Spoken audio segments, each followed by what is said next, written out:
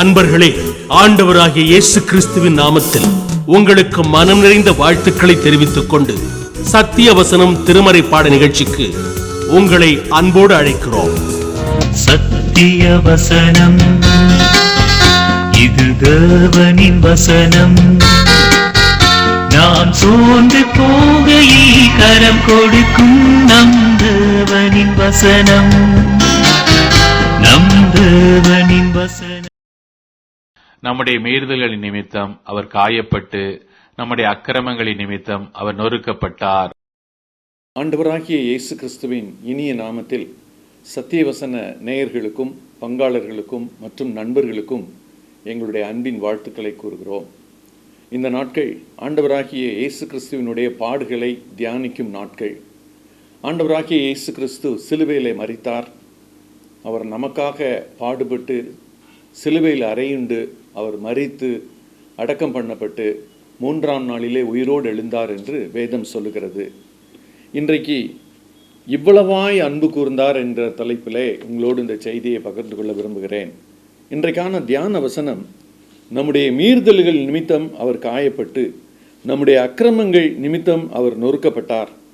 நமக்கு சமாதானத்தை உண்டு பண்ணும் ஆக்கினை அவர் மேல் வந்தது, அவருடைய தழும்புகளினால் குணமாகிறோம். ஏசாயா 53வது அதிகாரத்தின் 5வது வசனம் இப்படி கூறுகிறது. நமக்கு சமாதானத்தை உண்டு பண்ணும் ஆக்கினை. மனிதன் பாவம் செய்து தன்னுடைய சமாதானத்தை இழந்தவனாகவே வாழ்ந்து கொண்டிருந்தான். அவனுக்கு உள்ளூர சமாதானம் இல்லை. வெளிப்படையாக தன்னுடைய வேலைகளை பார்த்து கொண்டிருப்பான், தன்னுடைய காரியங்களை எல்லாம் பார்ப்பான். ஆனால் உள்ளத்தின் ஆழத்திலே அவன் செய்த பாவங்களுக்கான பரிகாரம் இல்லாதபடியினாலே, உள்ளத்தின் ஆழத்திலே பாவத்தின் பாரம் சுமக்க முடியாத அந்த பாரம் அவன் சுமந்து கொண்டிருந்தபடியினால் அவனுடைய ஆத்மா முழுவதுமாக பாதிக்கப்பட்டு அவனுடைய வாழ்க்கை போய்கொண்டிருந்தது. ஆனால் அவனுக்கும் கடவுளுக்கும் உள்ள தொடர்பும் இல்லை, அவன் செய்துவிட்ட பாவங்களுக்கான பரிகாரமும் இல்லை என்கிற நிலையே இருந்தது. இயேசு கிறிஸ்து இப்படிப்பட்ட சூழ்நிலையில் நம் எல்லாருடைய பாவங்களுக்காகவும் அவர் சிலுவையை ஏற்கிறார். பிதாவாகிய தேவன் இயேசுவை, தன்னுடைய சொந்த குமாரனை நம் எல்லாருக்காகவும் அவர் கொடுக்கிறார். கொடுக்கிறது மாத்திரமல்ல, கொடுத்து இவ்வளவாய் அன்பு கூர்ந்தார் என்று சொல்லி வேதத்திலே யோவான் 3:16 வாசிக்கிறோம். இவ்வளவாய் அன்பு கூர்ந்தார் என்பதற்கு ஒரு பெரிய அளவீடே நாம் சொல்ல முடியாத அளவுக்கு என்று கூட நாம் சொல்லலாம். இயேசு கிறிஸ்து ஏன் இப்படி பாடுபட்டு மரிக்க வேண்டும்? தேவன் ஏன் தன்னுடைய குமாரனை சிலுவைக்கு ஒப்பு கொடுக்க வேண்டும்? இயேசு கிறிஸ்துவனுடைய மரணத்திற்கும் எனக்கும் என்னதான் தொடர்பு இருக்கிறதா? 2000 ஆண்டுகளுக்கு முன்பே அவர் மரித்தாரே, 2000 ஆண்டுகளுக்கு முன்னதாகவே இந்த சிலுவையின் சம்பவம் நடைபெற்றதே. இன்று சிலுவையில் மரித்தார் என்கிற இந்த வேத வாக்கியமோ, இயேசு கிறிஸ்துவை குறித்த இந்த வார்த்தைகளோ எனக்கு என்ன மாற்றத்தை கொண்டு வரப்போகிறது, எனக்கு என்ன நன்மையை கொண்டு வரப்போகிறது என்று சொல்லி அநேக நேரங்களிலே யோசிப்போம். இயேசு கிறிஸ்துவனுடைய சிலுவை மிக முக்கியமான சரித்திர நிகழ்வு. இயேசு கிறிஸ்து சரித்திரத்தை 2ஆக பிரிக்கிறவர். கிறிஸ்துவுக்கு முன், கிறிஸ்துவுக்கு பின் என்று சொல்லி நாம் சொல்லுகிறோம். இயேசு கிறிஸ்து இங்கே வந்ததும், பூமியிலே வந்ததும், வாழ்ந்ததும், மரித்ததும், உயிரோடு எழுந்ததும் மிக துல்லியமாக குறிப்புகளாக வேதாகமத்திலே நாம் படிக்கிறோம். உலக சரித்திரமும் இயேசு கிறிஸ்துவை மையமாக வைத்து தான் 2ஆக பிரிகிறது. கிறிஸ்துவுக்கு முன் உள்ள நாட்கள், கிறிஸ்துவுக்கு பின் உள்ள நாட்கள் என்று சொல்லி. இந்த சூழ்நிலையிலே இயேசு கிறிஸ்து இப்படி மரிப்பதற்கான காரணம் என்ன? இயேசு கிறிஸ்து இப்படி மரிப்பதற்கான காரணத்தை 3 குறிப்புகள் வாயிலாக உங்களோடு கூட நான் பகிர்ந்து கொள்ள விரும்புகிறேன்.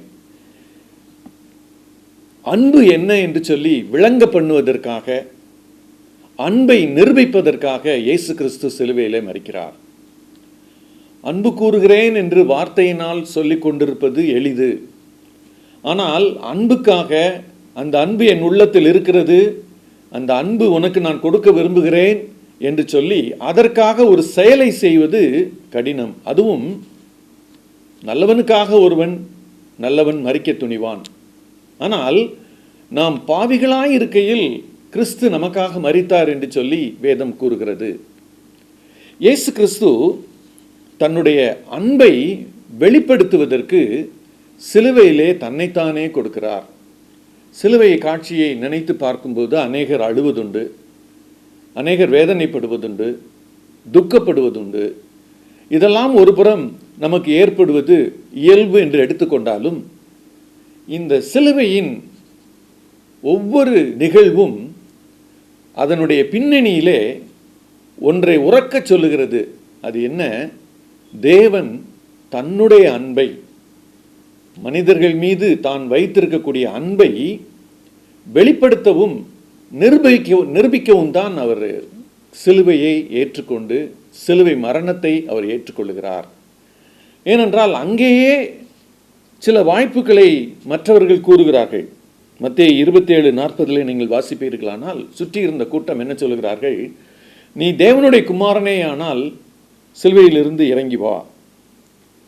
மத்தேயு 26:53 தேவதூதர்களை அனுப்ப சொல்லி, ஒரு பெரிய படையை அனுப்ப சொல்லி இயேசு கேட்பாரானால் பிதா உடனே அனுப்பி விடுவாரே.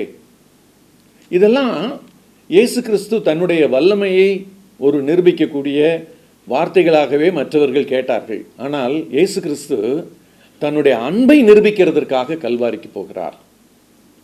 மற்ற காரியங்களெல்லாம் அவர் இதுவரைக்கும் உலகத்தில் நிரூபிச்சிட்டார். அவர் வல்லமை உள்ளவர் என்பதை நிரூபித்திருக்கிறார். எத்தனையோ அற்புதங்களை செய்யும்போது அவர் வல்லமை உள்ளவராகவே நிரூபித்திருக்கிறார். ஆனால் சிலுவை என்று வரும்போது அந்த சிலுவையிலே தன்னுடைய அன்பைத்தான் அவர் நிரூபிக்க முன் வருகிறார். தன் அன்பு விளங்க வேண்டும். நான் மனித குலத்தையே நேசிக்கிறேன், இந்த உலகில் பிறந்த ஒவ்வொரு மனிதனையும் நேசிக்கிறேன், அவன் பாவத்தில் அமிழ்ந்து போவது எனக்கு இஷ்டமில்லை, அவன் துக்கத்தில் அமிழ்ந்து போவது இஷ்டமில்லை, அவனுடைய பாவத்துக்கான பரிகாரத்தை நான் சிலுவையிலே கொடுக்க விரும்புகிறேன். ஏன் கொடுக்க விரும்புகிறார் இயேசு கிறிஸ்து? நம் ஒவ்வொருவர் மீதும் அவர் வைத்த அன்பின் நிமித்தமாக. இன்று அன்பு பல விதங்களிலே சொல்லப்படுகிறது. ஆனால் தியாகமுள்ள அன்புக்கு என்றைக்குமே ஒரு மதிப்பு உண்டு. தியாகம் இல்லாத, கஷ்டமில்லாத அன்பு என்பது யாரும் செலுத்தலாம், யாரும் அந்த அன்புக்கு அந்த அன்பை பெற்றுக்கொள்ளலாம், மற்றவர்களுக்கு கொடுக்கலாம். ஆனால் கடினமான ஒன்றை செய்து அன்பை நிரூபித்தல் என்பது வேதத்தில் மாத்திரம், அதுவும் இயேசு கிறிஸ்துவின் மாத்திரம்தான் நம்ம பார்க்க முடியும். வேற எங்கேயும் நம்ம பார்க்க முடியாது. அவர் பரிசுத்தர், அவரிடத்தில் பாவம் இல்லை. ஆனால் பாவம் செய்துவிட்ட மனிதன் பாவத்தை சுமக்கிறானே, இவனை நான் நேசிக்கிறேனே, என்னுடைய அன்பை எப்படி நான் தெரியப்படுத்தலாம்? இந்த உணர்வோடு அவர் என்ன செய்கிறார்? சிலுவைக்கு தைரியமாக செல்கிறார். எல்லா அடிகளையும், எல்லா வேதனைகளையும், எல்லா அவமானங்களையும் இயேசு கிறிஸ்து சகித்தவராக சிலுவையிலே ஏன் தொங்கினார் என்றால், அவர் தன்னுடைய உள்ளத்தில் வைத்திருக்கக்கூடிய அன்பை வெளிப்படுத்த விரும்பினார், விளங்க பண்ண விரும்பினார், நிரூபிக்க விரும்பினார். இரண்டாவது ஒரு குறிப்பாக, பாவத்தால் வந்த பாதிப்பை நீக்குவதற்காகத்தான் இயேசு கிறிஸ்து மரித்தார். முதலிலே நான் சொன்னேன், தன்னுடைய அன்பை வெளிப்படுத்தவும் நிரூபிக்கவும் அவர் சிலுவையிலே மரித்தார். சிலுவையிலே மரித்து விட்டபடினால இயேசு கிறிஸ்துவனுடைய அன்பு நிரூபணமாகி இருக்கிறது. இயேசு கிறிஸ்து நேசிக்கிறேன் நேசிக்கிறேன் என்று சொல்லிவிட்டு போகவில்லை. மனிதனை நேசித்தபடினாலே மனிதனுக்கான தண்டனையை அவர் ஏற்றுக்கொண்டு, மனிதன் சுமக்க வேண்டிய எல்லா அவமானங்களையும் நிந்தைகளையும் அவர் சிலுவையிலே சுமந்து நம்மை விடுவிக்கிறார். இரண்டாவது குறிப்பு இப்படி சொல்கிறது. 1 யோவான் 3வது அதிகாரத்துக்கு நீங்கள் உங்களுடைய கவனத்தை திருப்புவீர்களானால், பாவத்தால் பாதிப்பு வந்தது என்று சொல்லுகிறோம். பாவம் எப்படி உலகத்தில் வந்தது? பாவம் என்றால் என்ன? அந்த வார்த்தைகளை பயன்படுத்துகிறோம். வேதத்தில் அநேக இடங்களிலே பயன்படுத்தப்பட்டு இருக்கிறது. சில நேரங்களில் இந்த வார்த்தையை கேட்டவுடனே கோபப்படுபவர்களோ அல்லது இதை ஏன் சொல்லுகிறார்கள் என்று சொல்லக்கூடியவர்களோ கூட இருக்கலாம். ஆனால் பாவத்தின் விளைவாகத்தான் இயேசு கிறிஸ்து மனிதனை மீட்பதற்காக இந்த உலகத்திற்கு வர வேண்டியதாயிற்று. அந்த பாவத்திற்கான தண்டனையை அவர் சுமந்தால்தான் அந்த பாவத்திற்கு பரிகாரம் செய்யப்படும். பாவம் என்று சொன்னால் அது மனிதனை பாதிக்கிறது, இது ஒரு பக்கம். பாவம் என்று சொன்னால் அவனுக்கு தண்டனையை அது ஆயத்தப்படுத்துகிறது. எந்த பாவம் செய்த மனிதனும் தண்டனைக்கு தப்பிக்க முடியாது. ஆனால் இயேசு கிறிஸ்து மனிதனை நேசித்தபடினாலே மனிதன் பெற வேண்டிய தண்டனையை எனக்கு கொடுத்து விடுங்கள், அல்லது அந்த தண்டனையை நான் அனுபவிக்கிறேன், மனிதனை விடுவிக்கிறேன். இந்த கான்செப்டை தான் இயேசு கிறிஸ்து சிலுவையிலே பாவத்தை சுமந்து மரிக்கிற ஒரு செயலிலே நாம் பார்க்கிறோம். அவர் பாவத்தை சுமந்து மரித்தபடியினால நிச்சயமாக நம்ம சொல்ல முடியும், பாவத்திற்கான பரிகாரத்தை அவர் அங்கே செய்து முடிக்கிறார். தேவன் நீதி உள்ளவர். மனிதன் பாவம் செய்யும் போது அவர் மேலிருந்து அந்த பாவத்தை பார்த்துட்டு அப்படியே மன்னிச்சுட்டு போயிடலாம். ஆனால் தேவ ஒழுங்கு, தேவ நீதி என்ன சொல்லுகிறது? பாவம் செய்த மனிதன் சாக வேண்டும். பாவத்திற்கான தண்டனை மரணம். ஒருவேளை நீங்கள் என்னோட கூட சேர்ந்து ரோமர் 6வது அதிகாரம் 23வது வசனத்தை வாசித்து பார்ப்பீர்கள் என்று சொன்னால், பாவத்தின் சம்பளம் மரணம். பாவம் செய்கிற மனிதனுக்கு ஒரு சம்பளம் நிர்ணயிக்கப்பட்டிருக்கிறது. அந்த சம்பளம் என்னன்னா மரணம். ஆனால் இயேசு கிறிஸ்து பாவம் செய்துவிட்ட மனிதனுக்கு சம்பளமாக போக வேண்டிய மரணத்தை தான் ஏற்றுக்கொள்கிறார். அந்த சம்பளமாகிய மரணத்தை தான் அனுபவிக்கிறார். அந்த மரணம் தனக்கு நேர்ந்தாலும் பரவாயில்லை, இதை விசுவாசிக்கிற மனிதன் விடுவிக்கப்படுவானே, எனக்காக அவர் மரணத்தை ஏற்றுக்கொண்டார் என்கிற இந்த செயலை விசுவாசிக்கும் போது மனிதன் முழுவதுமாக பாவத்திலிருந்து விடுபட முடியுமே. இந்த உணர்வோடு அவர் என்ன செய்கிறார்? சிலுவையிலே எல்லாருடைய பாவத்தையும் அவர் சுமக்கிறார். வேதம் சொல்லுகிறது, ரோமர் 8வது அதிகாரம் 3வது வசனத்துல, தம் குமாரனை பாவ மாம்சத்தின் சாயலாகவும் பாவத்தை போக்கும் பலியாகவும் அனுப்பினார். பாவ சாயலாக, மனிதனுடைய உண்மையான சாயல் கடவுளுடைய சாயல். ஆனால் பாவம் செய்த போது அவன் அந்த சாயலை இழந்து போய்விடுகிறான். இழந்து போன அந்த சாயலை மீண்டும் அவனுக்கு பெற்று தர வேண்டுமானால் அவனுக்கான தண்டனையை கண்டிப்பாக யாராவது ஒருவர் ஏற்றுக்கொள்ள வேண்டும். பாவத்திற்கான சம்பளம் யார் மீதாவது வைக்கப்பட வேண்டும். இவர்கள் செய்த பாவங்கள் ஒவ்வொன்றுக்குமான விளைவை ஒருவர் அனுபவிக்க வேண்டும். இது ஒரு ஒழுங்கு. ஆண்டவர் இந்த ஒழுங்கை தேவன் மீறாதவர். பாவத்திற்கான தண்டனை, பாவத்திற்கான விளைவு என்று ஒன்றை ஏற்படுத்தி இருப்பாரானால் அதை விடுவிப்பதற்கு அவரே முன்வருகிறார். ஆகையினால தான் தன் சொந்த குமாரன் என்றும் பாராமல் அவரை இந்த உலகத்திற்கு அனுப்பினது மாத்திரமல்ல, சிலுவையிலே ஒப்பு கொடுத்து விடுகிறார். சிலுவையிலே அவர் சுமக்கும் போது, அல்லது சிலுவையிலே அவர் தொங்கும் போது, சிலுவையிலே ரத்தம் வழியும் போது, எல்லா விதமான துன்பங்களையும் அவர் அனுபவிக்கும் போது பிதாவானவர் அதை அமைதியாக பார்த்து கொண்டிருக்கிறார். சொந்த குமாரனை யாராவது சாவதற்கு பலியாக ஒப்பு கொடுத்து விட்டு பார்த்து கொண்டிருப்பார்களா? நிச்சயம் யாரும் பார்த்து கொண்டிருக்க மாட்டார்கள். அவர்களுடைய நெஞ்சு துடிக்கும். என் பிள்ளை சாகிறானே, என் பிள்ளை இவ்வளோ கஷ்டத்தை அனுபவிக்கிறானே என்று சொல்லி அவர்கள் உள்ளம் துடிக்கும். ஆனால் பிதாவானவர் சிலுவையிலே ஒப்பு கொடுக்கிறார். மனதில் யார் வருகிறார்கள் என்று சொன்னால், பாவம் செய்த மனிதர்கள். இவர்கள் அத்தனை பேரையும் விடுவிக்க வேண்டுமானால் என் சொந்த குமாரனை பாவ நிவாரண பலியாக நான் சிலுவையிலே ஒப்பு கொடுக்க வேண்டும். அந்த நேரத்தில் எந்த உதவியும் நான் குமாரனாகிய கிறிஸ்துவுக்கு செய்யக்கூடாது. பாருங்கள், அதனால தான் அவர் சிலுவையில் என் தேவனே ஏன் என்னை கைவிட்டீர் என்று சொல்லி அவர் கதறும் குரல் எல்லா இடங்களிலும் ஒலித்தது. ஆனால் பரலோகத்தில் தேவன் அதை அமைதியாக பார்த்து கொண்டிருந்தார். ஏனென்று தெரியுமா? நீங்களும் நானும் கைவிடப்படக்கூடாது. நீங்களும் நானும் கைவிடப்படுகிற சூழ்நிலையிலே கை தூக்கி விடுவதற்கு ஒருவர் வேண்டும். ஆகையினாலே இயேசு கிறிஸ்து இந்த சிலுவையிலே எல்லாவற்றையும் சுமந்து தீர்ப்பாரானால் பாவத்திற்கு ஒரு முடிவு கட்டப்படும். செய்துவிட்ட பாவத்திற்கு ஒரு மன்னிப்பு கிடைக்கும். இத்தனையும் பிதாவானவர் நிறைவேற்றும்படியாகத்தான் இயேசு கிறிஸ்துவை பாவ நிவாரண பலியாக சிலுவையிலே ஒப்பு கொடுக்கிறார். அதனால தான் யோவான் 1ஆம் அதிகாரத்தில் நீங்கள் வாசிப்பீர்களானால் அங்கே இயேசு கிறிஸ்துவை அறிமுகப்படுத்தும் போது அவர் சொல்லுவார், உலகத்தின் பாவத்தை சுமந்து தீர்க்கிற தேவ ஆட்டுக்குட்டி என்று சொல்லுவார்.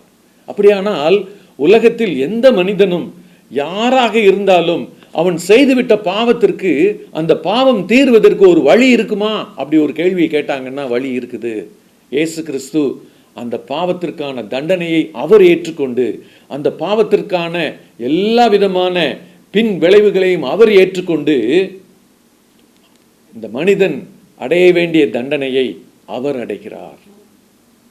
மூன்றாவது குறிப்பாக, தேவனுடைய அன்பும் அவர் தரும் மன்னிப்பு கிடைப்பதற்காக இயேசு கிறிஸ்து சிலுவையிலே மரிக்கிறார்.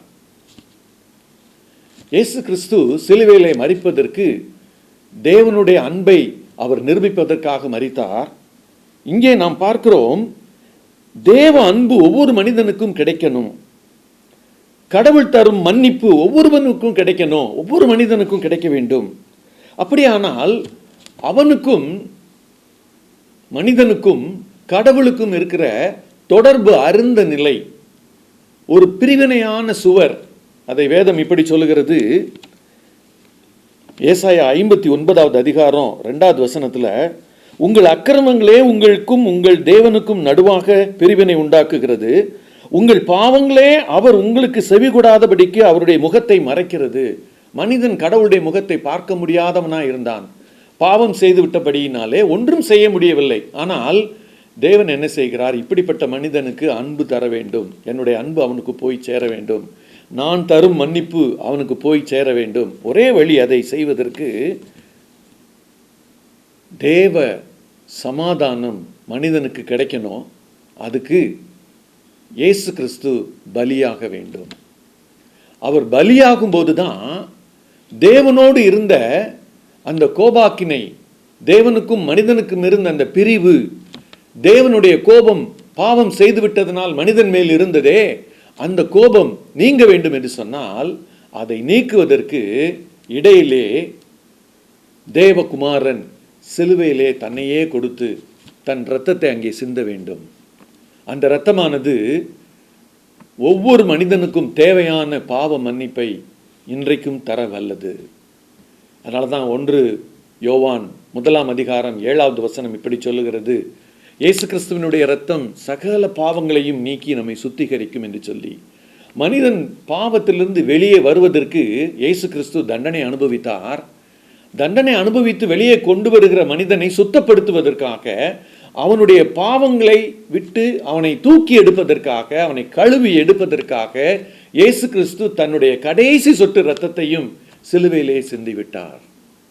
அந்த இரத்தத்தினாலே எனக்கு மன்னிப்பு உண்டு என்று சொல்லி நான் விசுவாசிக்கும் போது, இயேசு கிறிஸ்து சிலுவையிலே தொங்கினதை விசுவாசித்து நான் அந்த மன்னிப்பை பெற முன் வரும்போது, தேவனுடைய அன்பு எனக்கு வேண்டும், சிலுவைக்கு நான் வருகிறேன், சிலுவை அண்டை வருகிறேன், இயேசுவே எனக்கு உம்முடைய அன்பை தாரும், உம்முடைய மன்னிப்பை தாரும், உம்முடைய கிருபையை தாரும், நானும் பாவம் நீக்கப்பட்டவனாக, நானும் பரிசுத்தவானாக நான் மாற வேண்டும் என்று சொல்லி நாம் ஒருவேளை விரும்புவோமானால், நாம் கண்களை மூடி சிலுவை அண்டையிலே, இயேசு சிலுவையிலே தொங்கிக் கொண்டிருக்கிறார், நாம் இங்கே இருக்கிறோம், கண்களை மூடி நாம் என்ன ஜெபிக்கலாம் என்று தெரியுமா? ஆண்டவரே, எனக்காக நீர் மரித்தீர், எனக்காகவே நீர் சிலுவையை ஏற்றுக்கொண்டீர், என் பாவங்களுக்காகவே நீர் தண்டனையை அனுபவித்தீர், என்னுடைய பாவங்கள் என்னுடைய அக்கிரமங்கள் நான் சுமக்க வேண்டியது, ஆனால் சிலுவையிலே நீர் சுமந்தீர், என்னுடைய பாவத்திற்கும் அக்கிரமத்திற்கும் நான் தண்டனை அனுபவிக்க வேண்டும், ஆனால் நீர் தண்டனை அனுபவித்தீர். ஏன் அனுபவித்தீர்? இன்று நான் விசுவாசிக்கிறேன். ஏன் அனுபவித்தீர் என்று சொல்லி யோசித்து பார்த்து, எனக்காகத்தான் அனுபவித்தீர், எனக்கு அந்த அன்பு கிடைப்பதற்காக, எனக்கு அந்த மன்னிப்பு கிடைப்பதற்காக, என்னுடைய பாவங்கள் கழுவப்படுவதற்காக நீர் சிலுவையிலே மரித்ததை நான் இன்று விசுவாசிக்கிறேன் என்று சொல்லி இதை கேட்டுக்கொண்டிருக்கிற யார் சொன்னாலும் சரி, அவர்களுக்கு இந்த நிமிடத்திலே இயேசு கிறிஸ்து தன்னுடைய மன்னிப்பை தருகிறார். இயேசு கிறிஸ்து தன்னுடைய அன்பை அவர்களுக்கு தருகிறார். அவர்களுக்கு ஒரு புதிய வாழ்க்கையை ஆரம்பிக்கிறார். அவர்களோடு கூட இருக்கும் ஒரு பெரிய பாக்கியத்தை தருகிறார். அந்த பாக்கியத்தை இயேசுவே, இதை கேட்டுக்கொண்டிருக்கிற ஆண்டவரே, ஒவ்வொருவருக்கும் நீ தரும்படி நாங்கள் ஜெபிக்கிறோம். ஒவ்வொருவரையும் நீ தொட்டு, ஆண்டவரே, யாரெல்லாம் தன்னுடைய பாவத்திற்காகத்தான் இயேசு மரித்தார் என்று விசுவாசித்து முன் வருகிறார்களோ, விசுவாசிப்பதற்கு முன் வருகிறார்களோ, அவர்கள் எல்லாரையும் நீர் அரவணைத்துக் கொள்ளும்.